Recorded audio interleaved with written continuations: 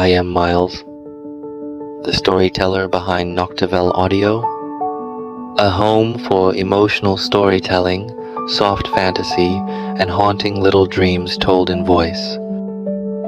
If you have been traveling with Mia from the very beginning, thank you for staying with this story. If this is your first time here, welcome.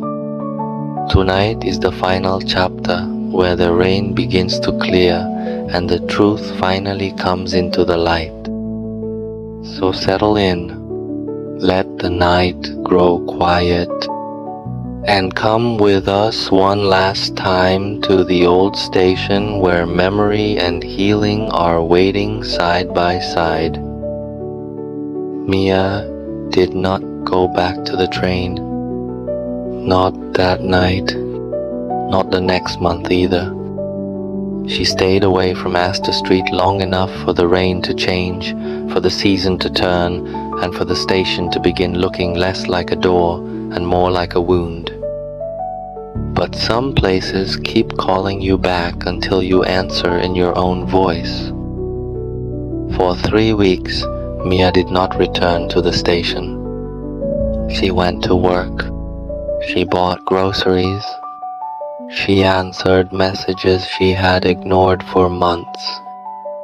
And at night, when the house was quiet and the rain tapped at her window, she sat with the red scarf folded in her lap and tried not to think about the photograph in her coat pocket.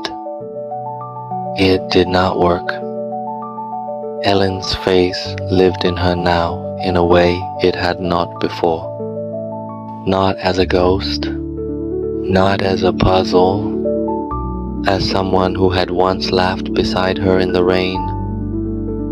Mia still could not remember everything, but the fragments no longer felt like broken glass. They felt like pieces of a room she had walked through in the dark too many times to count. On the 4th week, she found herself standing outside the station office again, the photograph in her coat, the scarf looped loosely around her wrist. The lamp over the platform was on. The rain had stopped. The tracks were silver in the moonlight. And there, as if he had been waiting for her all along, was the old guard. This time, he did not wear the conductor's cap. He wore a plain dark coat and carried a thermos in one hand. He looked less like a figure from the train and more like what he truly was.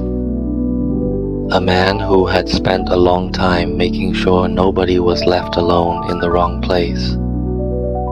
"You came back," he said softly. Mia nodded. Her throat felt too tight for anything else.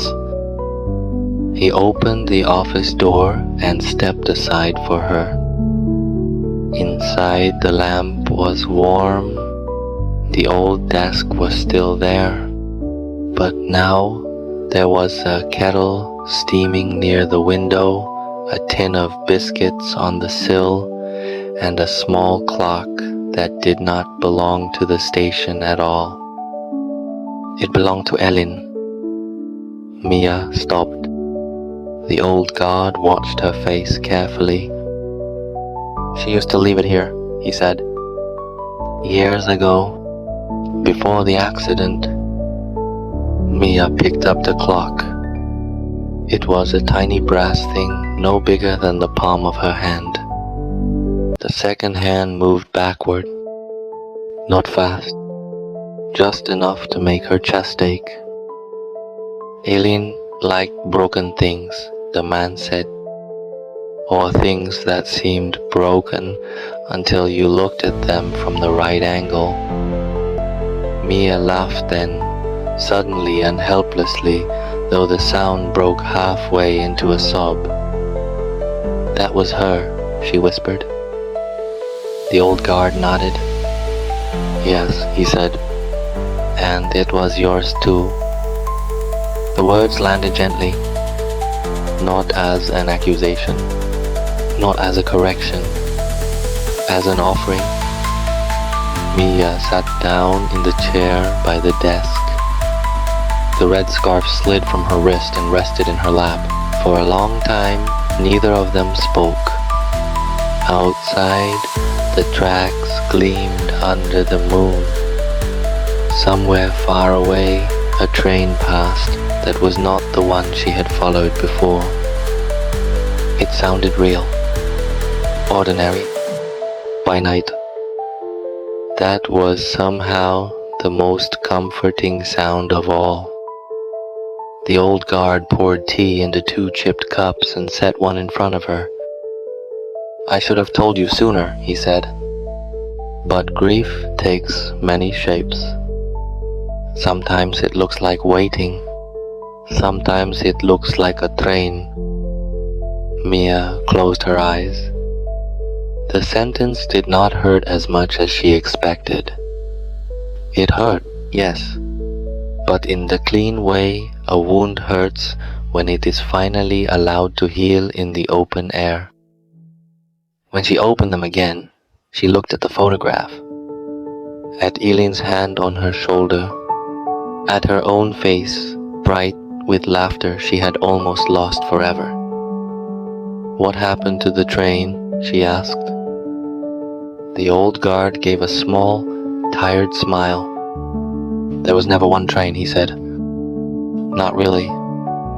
There were old service lines, maintenance routes, a train that ran on nights when the station should have been shut." "And the rest?" Mia asked. "The rest," he said, "was you remembering in pieces." Mia looked down at the clock in her hands. The second hand kept moving backward with impossible patience. "Then why did I see her?" she asked. The old guard reached for the tea, then paused. "Because some memories do not stay buried," he said. "They stand in doorways. They wait for rain. They wait for someone kind enough to call them by name." Mia let that settle inside her. She thought of the conductor, thought of his quiet voice, the way he had known her name, the way he had never tried to force her forward. "He was you, wasn't he?" she asked quietly. The old guard looked at her for a long moment, then gave the smallest nod.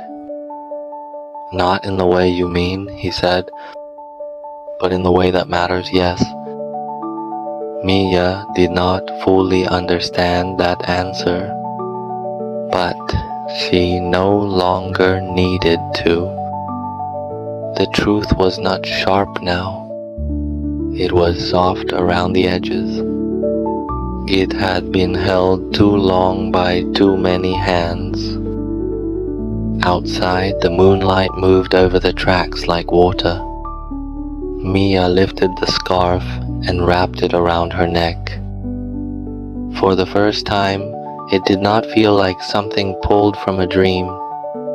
It felt like something returned to her. She looked at the old guard, at the office lamp, at the cup of tea warming her hands, and she understood at last that the station had never been trying to keep her trapped. It had been holding her until she could hold herself. Mia stood. Her knees were still shaky, but she was standing. "I think I'm ready," she said. The old guard smiled then, and this time it reached his eyes. "I know," he said. "That is why it stopped." Mia frowned slightly. "What stopped?" He gestured toward the window. She looked. The tracks outside were empty. No lamps, no train, no whistle. Us, the station.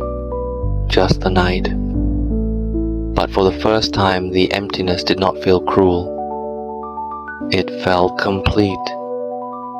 Mia picked up the photograph and tucked it into her coat. Then she slipped the clock into her pocket, though she was not sure whether she would ever let it run backward again. At the door, she turned back one last time. The old guard raised his cup in a small salute. "Thank you," she said. He shook his head. "No," he said gently. "Thank yourself." Mia stepped out onto the platform and breathed in the cool night air. The rain had stopped, the tracks gleamed, and somewhere inside her, the place that had been waiting for Ellen no longer felt empty. It felt quiet, honored, at peace. She touched the scarf at her throat and began to walk home. Not because everything was healed, not because the past had changed, but because she no longer needed the train to tell her what she already knew. Ellen had loved her. Ellen had stayed. Ellen had been real. And Mia, at last, was real enough to carry that love without disappearing into it. Mia stepped out into the cool night and began to walk home. Not because the past had changed, but because she no longer needed to disappear inside it. And that is where Mia's journey comes to rest. Not at the train, but at the place where she finally learned how to carry love without losing herself. If this story stayed with you, subscribe to Noctavelle Audio and turn on notifications. There will always be another quiet story waiting for you here when the night comes back around. Until then, rest well. And if you ever hear a whistle in the rain, maybe just listen kindly and let it pass.